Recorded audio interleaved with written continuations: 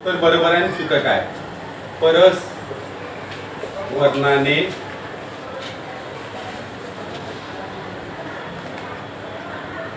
लिहिलेली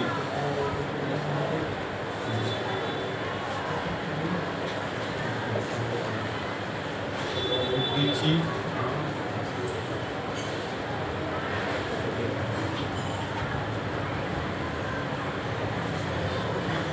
जोडी कोणती?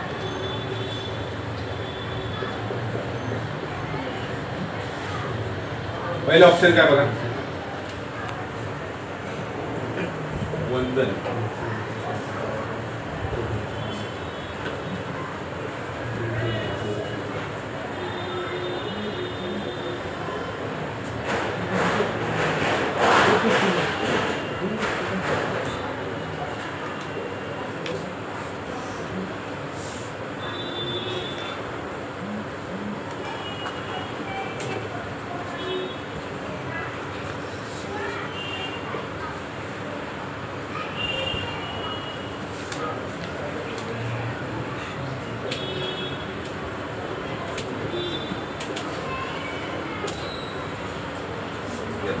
हे बघा, परस्वर्णाने लिहिलेली चुकीची जोडी कोणती?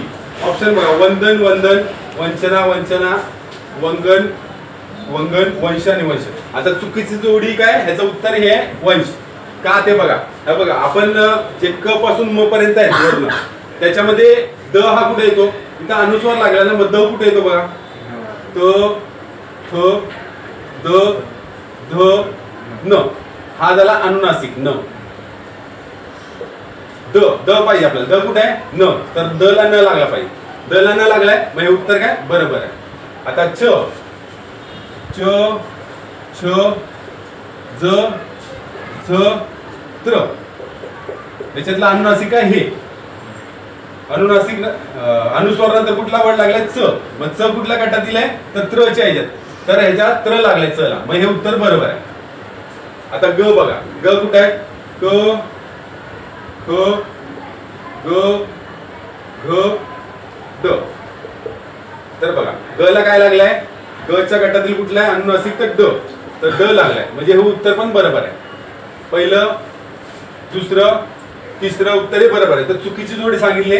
तर वंशला बघा, वंश मध्ये क पासून म पर्यंत श येतो का? नाही येत. मग त्याच्यासाठी काय करायचं? त्याच्यानंतर जे पण वर्ण म नंतर जे पण येतात, य र ल व श श स ह ळ,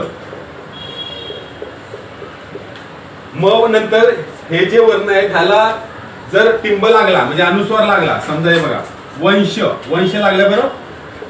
श कुठे आहे? इथे आहे. तर ह्याला अनुनासिक आहे का? ह्याला अनुनासिक नाही. तर काय करायचं माहिती? अशा वेळी ह्याचं उत्तर वंशच राहणार.